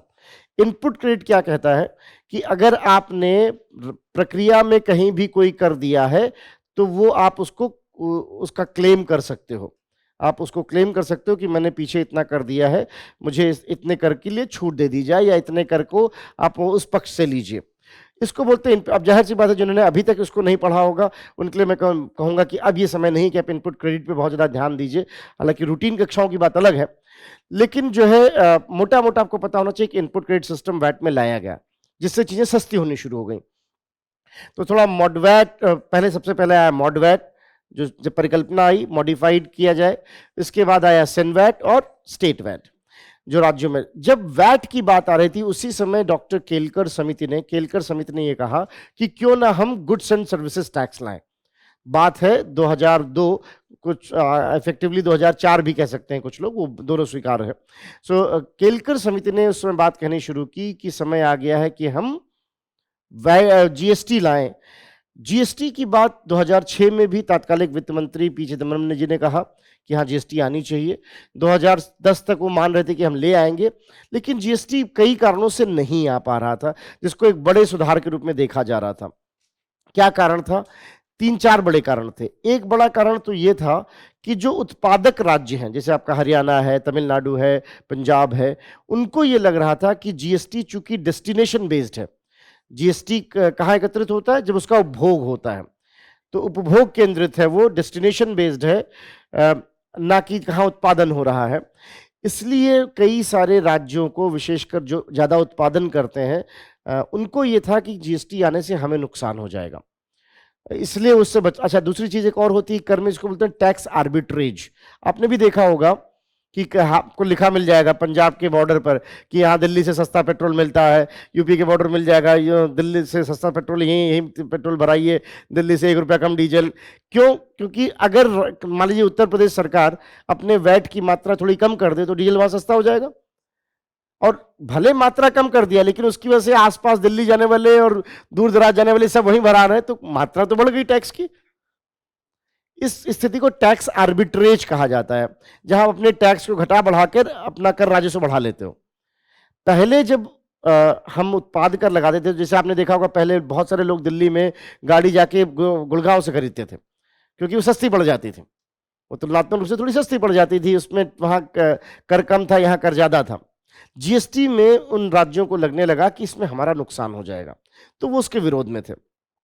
प्लस राज्यों के लिए एक बड़ा स्रोत होता है अल्कोहल पर लगने वाला, अब मैं ज़्यादा इस पर नहीं बोलूँगा, इस समय स्थिति माहौल गर्म है, लेकिन जो भी है अल्कोहल पर लगने वाला जो टैक्सेशन सिस्टम है उससे, क्योंकि ऐसा अनुमान जो बता रहे हैं लोग, दिल्ली के ऊपर जो केस है, आप जानो कि करीब 148 करोड़ का, 148 करोड़ का लगभग मोटा मोटा ऐसा लग रहा है कर का नुकसान हुआ है, एक अनुमान जो आ रहा है कि, क्योंकि मतलब अपने आप में प्रूफ है कि राज्यों को अच्छा खासा टैक्स मिलता है अल्कोहल से।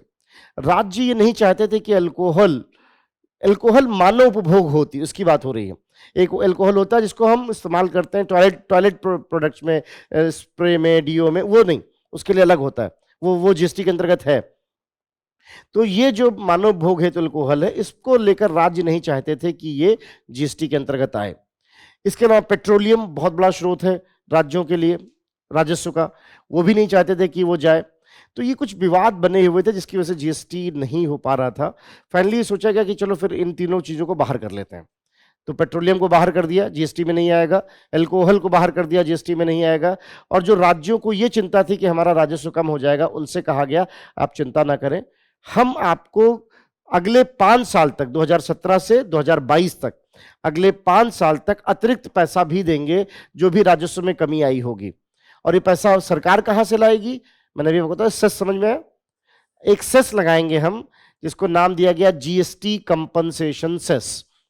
जीएसटी कंपनसेशन सेस लगाएंगे, वहां से जो पैसा आएगा वो राज्यों को दिया जाएगा। कोविड तक बात ठीक थी, लेकिन कोविड में थोड़ी दिक्कत आई और वहां पे इसीलिए उस साल मेंस में क्वेश्चन भी आया था कि जीएसटी कंपनसेशन सेस अधिनियम क्या है और उससे जुड़े क्या विवाद रहे। तो कोविड में चूंकि सेस आया नहीं क्योंकि बिक्री हुई नहीं, ये सेस लगाया किस पे जाता है? तमाम तरह के नकारात्मक वस्तुओं पर, जैसे अल्कोहल है, सिगरेट है, इन सब पे लगाया जाता है, केमिकल्स हैं, तो वहां से पैसा आता है।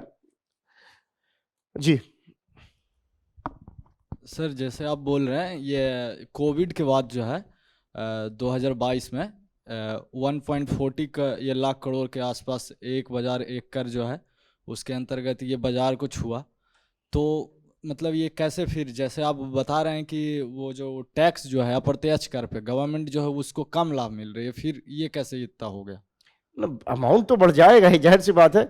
तो अगर मोटा मोटा हम बात करें तो ये सब ये गणित है इस पे, इसकी बहुत सारी कि यहाँ कैसे इतना लाभ कितना नुकसान होता है। मैंने आपको इसलिए कहा कि वो यहाँ विमर्श नहीं है कि कैसे, बट मोटा मोटा अगर आप कोई सी नीति बना लो जिसकी वजह से, इसको टैक्स हॉलिडे भी कहा जाता है, राजस्व का नुकसान भी होता है कि ऐसी कोई नीति बना दी जिससे जो राजस्व आ सकता था वो नहीं आया, तो उसको हम बोलते हैं कि क्या हो गया, ये टैक्स एक्सपेंडिचर कर व्यय है, तो वो है। और अमाउंट कोई जाहिर सी बात है, बहुत बड़े देश की बात हो रही, बहुत ज़्यादा आर्थिक गतिविधियां होती हैं। तो जो है मोटा मोटा अगर हम बात करें 143 करोड़ रुपीस की जो हम बात कर रहे थे, वो कोई बहुत बड़ा अमाउंट नहीं हुआ उस लिहाज से देखा जाए जहां पर इतना ज़्यादा गतिविधि होती है। बजट आपका देखिए कहाँ रहता है। तो मोटा मोटा अगर हम बात करें जी। बाजार को तो काफी छुआ है ना वो। जैसे द हिंदू का आर्टिकल में आया था कि जो है वो काफी मतलब वो ग्रो कर रहा है, तो मतलब क्यों ऐसे फिर तो अप्रत्यक्ष कर कैसे मतलब। नहीं नहीं, बिल्कुल, जब बाजार बढ़ेगा तो प्रत्यक्ष कर में बढ़ोतरी होती है। और ACZ क्या है सर? ACZ वो स्पेशल इकोनॉमिक जोन से एक अलग चीज होगी, उस पर हम आगे जब आप बात करेंगे तो करेंगे। स्पेशल इकोनॉमिक जोन उनको कहा जाता है जहां पर आप उनको तमाम करों में तमाम तरह की सहूलतें देते हो, वो इसलिए ताकि व्यवसायिक गतिविधि को बढ़ाया जा सके। उसकी बात हम करेंगे जब अवसंरचना में बात करेंगे कि क्या स्पेशल इकोनॉमिक जोन कैसे काम करते हैं, उससे क्या क्या लाभ होते हैं उनको। वहां पे बहुत सारे, एक तरह से मोटा मोटा आप यूं समझें, स्पेशल इकोनॉमिक जोन जो भी होगा वहां पर आप ये समझिए कि आप भारत में नहीं है कर के मामले में, बाकी सब चीजों में है, वहां जो गणना है GDP वो होगी इत्यादि इत्यादि, लेकिन वहां कर के छूट होते हैं, कर के अलग प्रावधान आ जाते हैं। ठीक, तो जो है ये मोटा मोटा अगर हम बात करें तो यहां पर अप्रत्यक्ष करों के संदर्भ में GST को लेकर ये जो विवाद थे कैसे सुलझाए गए। कहा गया GST कंपनसेशन सेस लगाया जाएगा। कोविड में चूंकि मैंने आपको बताया कि सेस उतना इकट्ठा नहीं हुआ, तो कि राज्यों ने कहा कि नहीं हमें तो आप पैसा दीजिए भाई, बात हुई थी हमारी आपकी, तो सरकार ने फिर अपनी तरफ से पैसा दिया और 2022 में फिर इसीलिए GST कंपनसेशन सेस को 4 साल के लिए और बढ़ा दिया गया। तो पहले हमने 2 साल बढ़ाया और फिर उसको अब रीयूज करने की बात हो रही है, तो उसको हमने 2026 तक कर दिया है। जहां पर अब क्या है कि जो भी सरकार को नुकसान हुआ, अपनी जेब से जो सरकार को देना पड़ा है, उसकी भरपाई हम इस धनराशि से करेंगे। तो मोटा मोटा ये बात थी। कुल मिला के इन सारे विवादों के बीच में एक धन विधेयक लाते हुए, क्योंकि धन विधेयक में आप जानते हो लोकसभा के स्पीकर का निर्णय अंतिम होता है, तो एक धन विधेयक के रूप में GST को प्रस्तुत किया गया और एक धन विधेयक के रूप में जब ये पारित हुआ, तो जिसको आप 101वां संशोधन भी बोलते हो, GST इस तरह से काम करना शुरू किया, यूं कहें GST इस तरह से अस्तित्व में आया, जिसमें ये कहा गया GST के अंतर्गत कि एक डिजिटल प्रणाली होगी। GST कई मामले में जो हमने शुरू में कैनन्स की बात की उसमें फिट बैठता है। सुगमता इसलिए क्योंकि एक पूरा डिजिटल नेटवर्क है जिसको बोलते हैं GSTN एक नेटवर्क है। GST में सब कुछ डिजिटल है, पूरा पोर्टल है GST पोर्टल। GSTN एक पोर्टल है जो एक तरह से कंपनी की तरह रजिस्टर्ड है और वो सारा विवरण रखता है कि किसको कितना GST आनी है, कितना जाना है, इत्यादि इत्यादि। एक GST काउंसिल भी है जिसमें राज्य का प्रतिनिधित्व है और केंद्र की तरफ से वित्त मंत्री और राज्य वित्त मंत्री और राज्यों की तरफ से राज्यों के प्रतिनिधि मिलाकर GST काउंसिल बनाते हैं। 3/4 बहुमत चाहिए होता है निर्णयों के लिए और केंद्र का जो है इसमें आप कहें कि चूंकि एक तरह से विशेषाधिकार हो जाता है कि 1/3 वेटेज केंद्र का है, तो आप कह सकते हो उनके बिना निर्णय नहीं लिया जाएगा। तो केंद्र और राज्य सरकारों का एक जो है हम साथ में बैठक करते हैं। हालांकि पीछे माननीय सुप्रीम कोर्ट ने ये कहा है कि GST काउंसिल के निर्णय राज्यों के लिए बाध्यकारी नहीं है। ये निर्णय दिया गया है कि राज्यों के लिए बाध्यकारी नहीं है। तो मोटा मोटा अगर हम GST की बात करें तो GST काउंसिल है, एक GST नेटवर्क है और इसके अलावा प्रत्येक पक्ष को एक GST पहचान पत्र दिया जाता है जिसको बोलते हैं GST IN। ये 15 डिजिट का पहचान पत्र होता है। पहले 2 डिजिट राज्य का कोड होते हैं, अगला 10 डिजिट पैन कार्ड होता है और शेष 3 डिजिट जो है वो विशिष्ट पहचान पत्र होते हैं। और ये सब के माध्यम से हम GST को एक चैनल, एक पूरी श्रृंखला के रूप में बना पाते हैं। इनपुट क्रेडिट सिस्टम GST में भी दिया जाता है, उसमें भी उपलब्ध कराया जाता है। और GST में भी ये कहा गया जब GST आया था कि कुछ लोग इसका अनावश्यक लाभ न लें, इसके लिए हमने एक एंटी प्रॉफिटरिंग एजेंसी भी बनाई, जो जिसका कार्यकाल अब खत्म हो गया है। एंटी प्रॉफिटरिंग एजेंसी बनाई गई ताकि अगर कोई GST की वजह से लाभ उठाया अनावश्यक तो उस पर कानूनी कार्रवाई की जाए। तो कुल मिलाकर GST एक व्यवस्था के रूप में आया। GST में एक विकल्प ये लाया गया कि जो केंद्रों द्वारा लगाया जाएगा, केंद्र सरकार द्वारा, उसको हम बोलेंगे CGST। जो राज्य द्वारा लगाया जाएगा उसको बोलेंगे ISGST और जो राज्य और केंद्र का मिला के होगा उसको बोलेंगे हम इंटीग्रेटेड GST। तो मान लीजिए दिल्ली का ही एक पक्ष दिल्ली में ही व्यापार कर रहा है, तो बिल में ही CGST और SGST का जिक्र आ जाएगा ताकि वितरण आसान हो सके। अगर दिल्ली का एक पक्ष दूसरे प्रदेश में व्यापार कर रहा, तो जाहिर सी बात है कि यहाँ पर दो प्रदेश जो सम्मिलित हो गए, तो उसको हम एकीकृत ले लेंगे, जिसको बोलेंगे आईजीएसटी। ये जाएगा केंद्र सरकार के पास और वहां से वितरित किया जाएगा संदर्भित राज्यों को। सो सीजीएसटी, आईजीएसटी प्लस ये भी कहा गया कि विभिन्न प्रकार की वस्तुओं और सेवाओं का वर्गीकरण किया जाए। वस्तुओं के वर्गीकरण को हम क्या बोलते हैं, हार्मोनाइज सिस्टम ऑफ नॉमेनक्लेचर या HSN, और सेवाओं के वितरण जो कोडिफिकेशन है, तो हर एक जीएसटी बिल पर एक नंबर होता है HSN, जो बताता है ये कौन सी वस्तु है, कौन सी वस्तु है, किस प्रकार की वस्तु है। और एक होता है सर्विस अकाउंट कोड, जो बताता है किस प्रकार की सेवा है। इनपुट क्रेडिट व्यवस्था है और बहुत सारे प्रत्यक्ष करों को इसमें सब्ज्यूम कर दिया गया। तो कोई ताजुब नहीं, 2018 के मेंस में भी उन्होंने सवाल पूछा था कि वो कौन से विभिन्न प्रत्यक्ष कर थे मोटे मोटे जिनको हमने जीएसटी में रखा, और जीएसटी की विशेषताओं के बारे में। तो जब भी इस तरह कुछ निर्णय आता है तो आपसे उम्मीद की जाती है कि आप उसको जानें। सो जीएसटी अपने आप में एक बड़े सुधार के रूप में देखा गया, क्योंकि इसके अंतर्गत हमने न सिर्फ चीज़ों को बहुत क्रमबद्ध किया, इनफैक्ट छोटी छोटी चीज़ों का डिटेल भी है। जैसे कि मान लीजिए कोई सामान कहीं से जाता है, कहाँ जाएगा, कौन से रास्ते से जाएगा, कौन सा ट्रांसपोर्ट होगा, उसके लिए ई वे बिल होता है। ई वे बिल जिसमें आप स्कैन कर सकते हो कि मामला कहाँ जा रहा है, कौन से रास्ते से जगह, मतलब पारदर्शिता लाने की यथासंभव कोशिश है। जीएसटी के ऊपर हालांकि आरोप ये लगते रहे हैं कि जीएसटी थोड़ा ज़्यादा कम्बरसम हो जाता है, क्योंकि एक महीने में आपको लगभग 3 तरह के फॉर्म भरने होते हैं। एक GST 1 होता है जो आप भरते हो, फिर आपको एक 3 भी भरना होगा, वो सब आपके लिए यहाँ पे इस इम्तिहान में आवश्यक नहीं होता। बट ये सारी चीज़ें थोड़ा जीएसटी को कहा जाता है कि थोड़ा बोझिल बनाती हैं, इसको और सरलीकृत करने की ज़रूरत है। पर इसमें कहीं दो मत नहीं है कि इस बार के बजट में 2 जगहों पर अलग अलग रूप से कहा गया, इसलिए आपको जानकारी होनी चाहिए कि सरकार का औसत कर उछाल जो दिखाई पड़ रहा है, कर उछाल आप समझ रहे हो ना, टैक्स बायंसी मैंने भी आपको बताया, जो औसत कर उछाल है उसमें जीएसटी का बड़ा योगदान है। और इस बार मार्च में तो और बड़ी जीएसटी कैलकुलेशन हुआ है। औसतन ऐसा दिख रहा है कि लगभग 1.7 लाख करोड़ रुपए हर महीने जीएसटी आ रहा है, तो एक अच्छा खासा अमाउंट हो जाता है। क्योंकि इस बार हमारा अनुमान है कि टोटल जो है कर राजस्व सरकार का वो 30,000 करोड़ के आसपास आएगा राज्यों को देने के बाद। तो मतलब केंद्र सरकार के लिए आप कह सकते हो एक अच्छी स्थिति दिखाई पड़ रही इस लिहाज से कि कर राजस्व बढ़ रहा है। तो मोटा मोटा ये बात रही कि अप्रत्यक्ष कर क्या है, उसके क्या डायमेंशंस हैं, उसके विभिन्न आयाम क्या है। आई बात स्पष्ट हो गई? तो इससे पहले वाले खंड में हमने समझने की कोशिश की थी कर की प्रणाली क्या है और प्रत्यक्ष कर क्या है। इस खंड में हमने अप्रत्यक्ष कर और अप्रत्यक्ष कर सुधार में विशेषकर जीएसटी के क्या मुख्य बातें हैं जो आपको ध्यान में रखनी चाहिए, और उसके लेके लेटेस्ट अपडेट अब तक क्या है उनकी बात हो गई। इसको यहीं थोड़ा रोकेंगे, उसके दूसरी तरफ आएंगे, फिर समझेंगे क्या आशय है मनी के बारे में, धन क्या, मौद्रिक नीति क्या, जिसको आप जानते हो कि एक बहुत इंपॉर्टेंट सेक्शन के रूप में देखा जाता है इम्तिहान के। पीटी में आप अक्सर इसमें से सवाल पाते हो। तो एक छोटा सा ब्रेक के उस तरफ बात करेंगे।